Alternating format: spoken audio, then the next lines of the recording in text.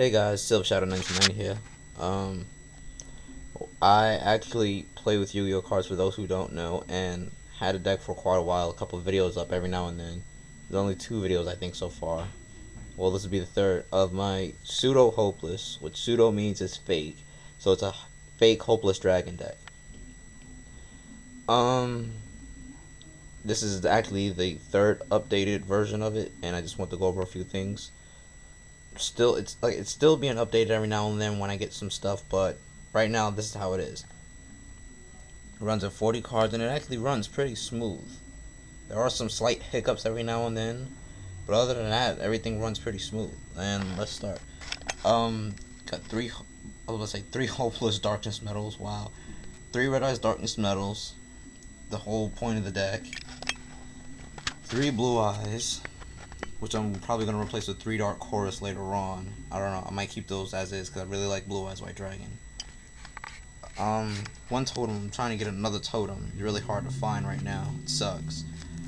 2 Mirage. What totem does I didn't say. You can sacrifice him for a dragon that requires 2 tributes or more, such as like Blue Eyes or Red Eyes Darkness Metal. Red Eyes Darkness Metal, what I from now know, his effect was nerfed when he first came out. You could basically, people didn't know how to like really play him. Like if there was a dragon in if he was in a graveyard, you can remove a dragon face up from your field to bring him back. They nerfed it to the point where you can only special summon it from your hand due to his effect. You can only remove a dragon from your field face up to special summon him from your hand. You can tribute summon him normally like a Blue Eyes, but most people special summon. 2 masked dragons to get out totem or another masked dragon. Twin head Behemoth, 1 exploder, and this guy, which is known as White Horn Dragon. Give me a sec. Known as White Horn Dragon. His effect is pretty nice. If you normal summon or special summon him, remove up to 5 spells in your opponent's grave, and he gets 300 for each, and he starts off at 22. I'm sorry if you cannot see that. Hold on. Yeah, I'm sorry if you really can't see it. He starts off at 22.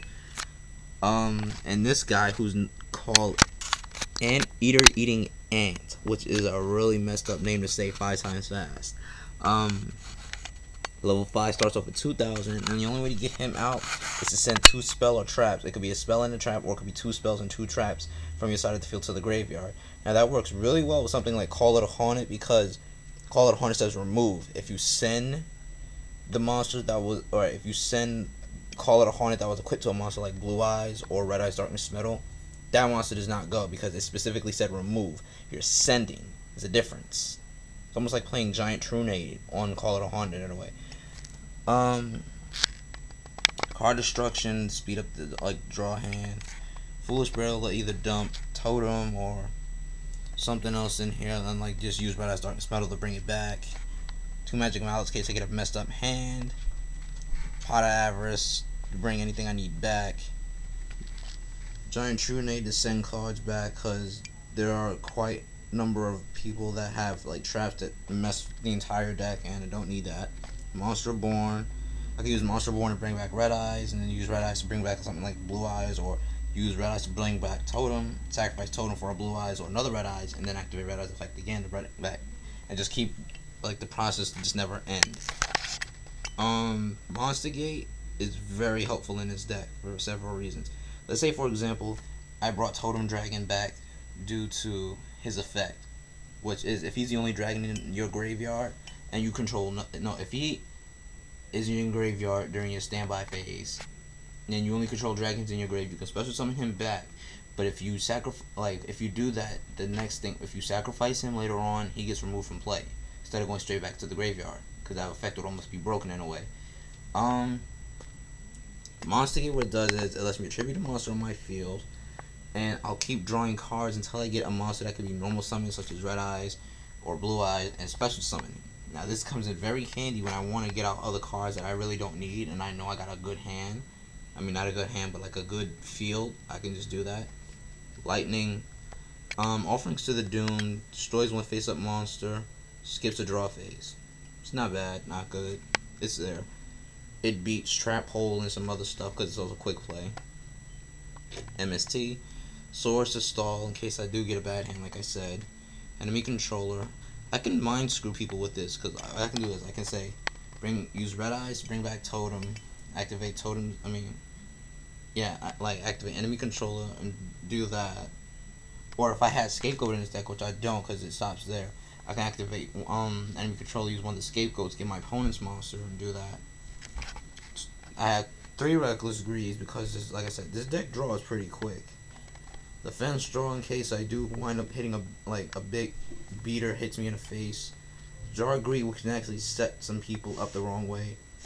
It can be used like, let's say it's a bluff card basically, and it's a +1. It's pretty cool.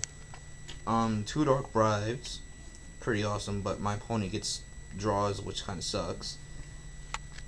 Torrential Tribute, Divine Wrath. Like I say, could be also for, like these are 2 cards that I can only use for basically a Blackwing Armor Master. Exploder Dragon, which can run into an opponent's monster, or opponent monster can run into him.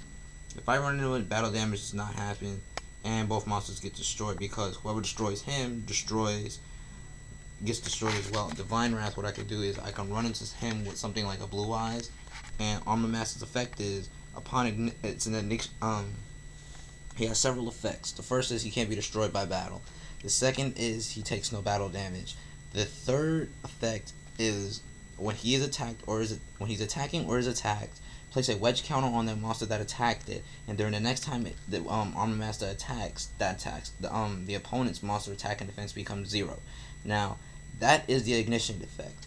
Activating Divine Wrath on that effect will actually kill Armor Master if you cannot get rid of him any other way. Compulsory, Magic Cylinder, and Call Out a Hornet. Like I said, this is focused on a lot of special summoning, which is pretty good. It's still being updated, but this is all I got for right now. I hope you guys enjoy that. There will be more of this to come, like I said, when it gets updated even further. And yeah, take care, everybody.